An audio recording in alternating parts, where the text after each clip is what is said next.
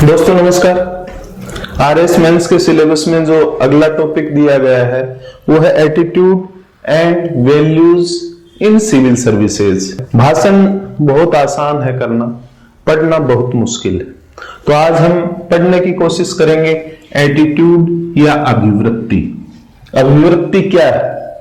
अगर अंग्रेजी का शब्द जिसको साधारणतया हम सब काम में लेते हैं और एटीट्यूड का नाम आते ही हमारे मस्तिष्क में एक नकारात्मक विचार उभरता है। पता नहीं क्यों, शायद आप मेरी बात से सहमत ना हो तो कमेंट जरूर करना। अभिवृत्ति का अर्थ है वे ऑफ थिंकिंग, हम किस तरीके से सोचते हैं। वे ऑफ फीलिंग, हम क्या महसूस करते हैं और हमारा व्यवहार करने का तरीका क्या है, यही है एटीट्यूड। एटीट्यूड का अर्थ है डिजायर टू लर्न और परफॉर्म।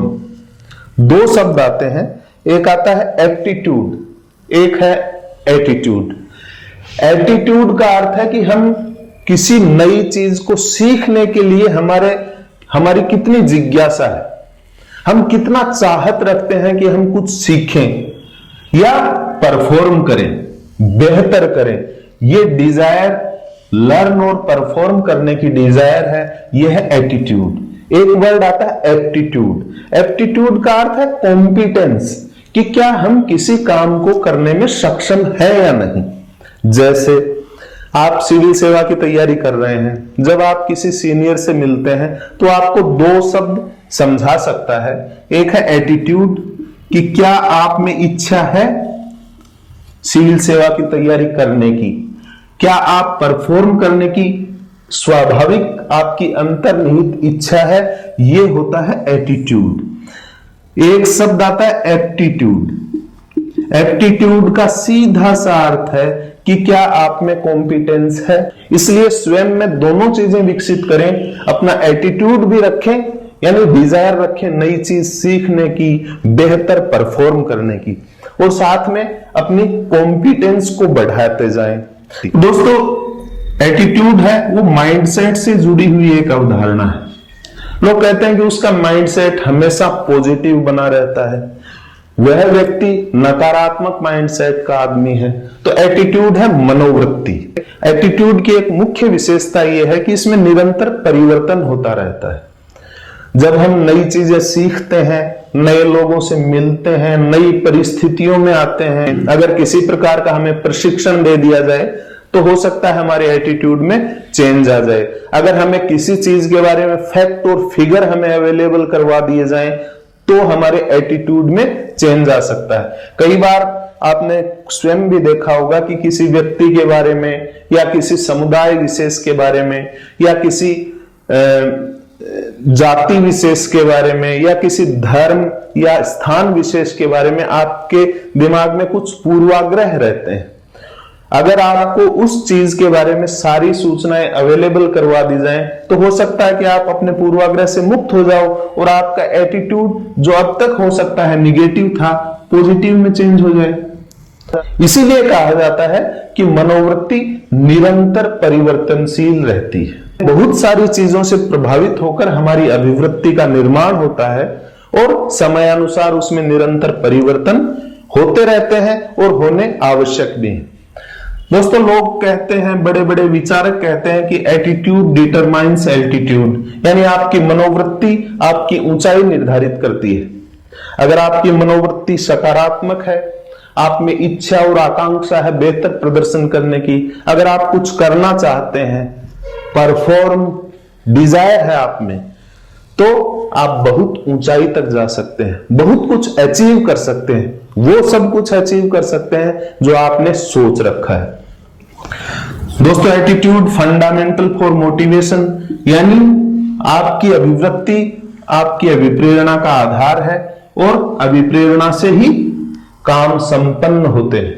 इसलिए अगर आपका एटीट्यूड सही है तो आप मोटिवेट रहेंगे, और अगर आप मोटिवेट रहेंगे तो आपके एक्शंस रेगुलर वे में उसी तरफ आपको पथ प्रदर्शित करेंगे जो लक्ष्य आपने निर्धारित किया है, जो कुछ आप परफॉर्म करना चाहते हैं, जो कुछ आप अचीव करना चाहते हैं या जिस ऊंचाई पर आप पहुंचना चाहते हैं। अभिवृत्ति व्यक्ति के जीवन में बहुत महत्वपूर्ण भूमिका निभाती है, क्योंकि अभिवृत्ति आपके निर्णय निर्माण की जो प्रक्रिया है उसको गंभीर तरीके से प्रभावित करती है। आपकी अभिवृत्ति के आधार पर हो सकता है आपके निर्णय सही भी हो जाएं, गलत भी हो जाएं। अगर अभिवृत्ति सही है तो निर्णय स्वाभाविक रूप से सही होंगे और वो सकारात्मक परिणाम पैदा करने की क्षमता रखेंगे।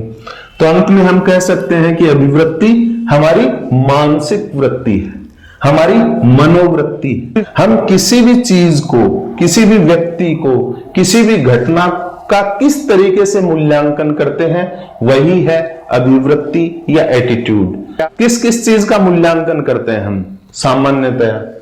कोई भी हमारे आसपास की कोई चीज है उसके बारे में हम सोचते हैं अच्छा है, बुरा है, ठीक है, डिजायरेबल है, अनडिजायरेबल है।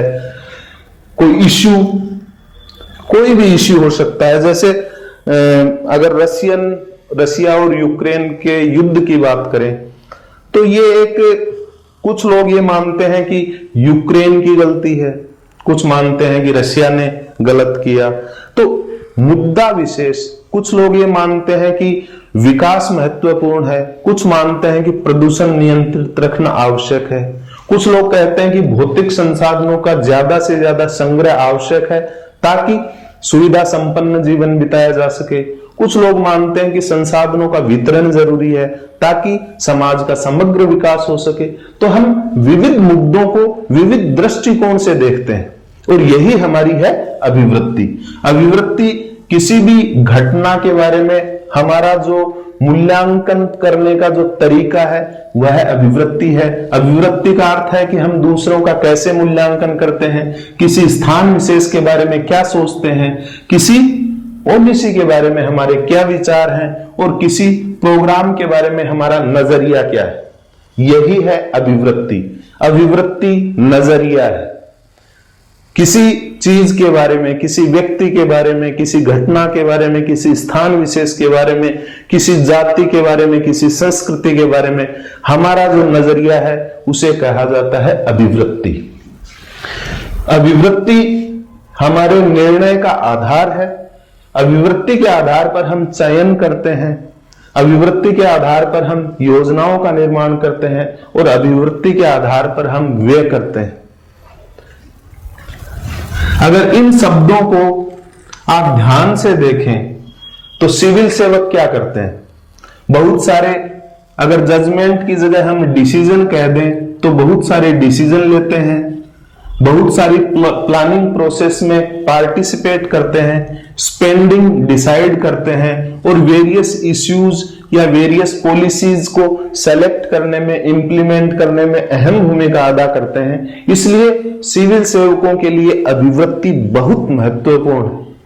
अगर सिविल सेवक की अभिवृत्ति सकारात्मक हुई तो समाज में कुछ हद तक वो व्यक्ति अपने करियर में चेंजेस ला पाने में सक्षम हो सकता है। लेकिन अगर नकारात्मक अभिवृत्ति हुई तो हो सकता है कि वह प्रशासनिक अधिकारी अपने जीवन में किसी भी प्रकार का सकारात्मक परिवर्तन ला पाने में सक्षम नहीं बने, क्योंकि हमारी अभिवृत्ति से हम मोटिवेट होते हैं। अभिवृत्ति हमारे कार्यों को डिसाइड करती है कि हम क्या काम करने में रुचि रखते हैं। अगर हम बात करें कि अभिवृत्ति किन किन चीजों से मिलकर बनती है तो हमारे विश्वास, हमारे अनुभव और हमारी भावनाएं, ये सब मिलकर अभिवृत्ति का निर्माण करते हैं।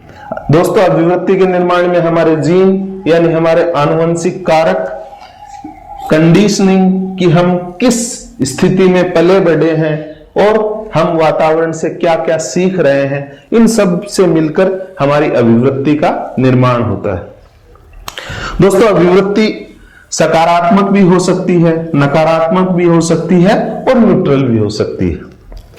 अंत में अगर हम अभिवृत्ति का जो मूल है, एसेंस की बात करें तो सिविल सेवक के लिए आवश्यक है कि वो किसी भी प्रकार के पूर्वाग्रहों से मुक्त हो। हम बहुत सारे पूर्वाग्रहों का शिकार होते हैं। किसी स्थान विशेष के बारे में ये कह देते हैं कि उस जगह के लोग सामान्यतः उद्दंड होते हैं, उस संस्कृति के लोग, उस धर्म के लोगों में ये अवगुण पाया जाता है। हम स्टिग्मेटाइज कर देते हैं चीजों को। और अगर हमारी अभिवृत्ति इस प्रकार की हुई, पूर्वाग्रहों से ग्रस्त हुई, तो हम एक बेहतर नीति और कार्यक्रम को भी असफल बना सकते हैं। इसलिए सिविल सेवकों के लिए अभिवृत्ति का अध्ययन भी महत्वपूर्ण है और स्वयं में सकारात्मक अभिवृत्ति विकसित करना भी उतना ही ज्यादा जरूरी है। इसीलिए शायद आपके सिलेबस में शामिल किया गया है ये सब एटीट्यूड।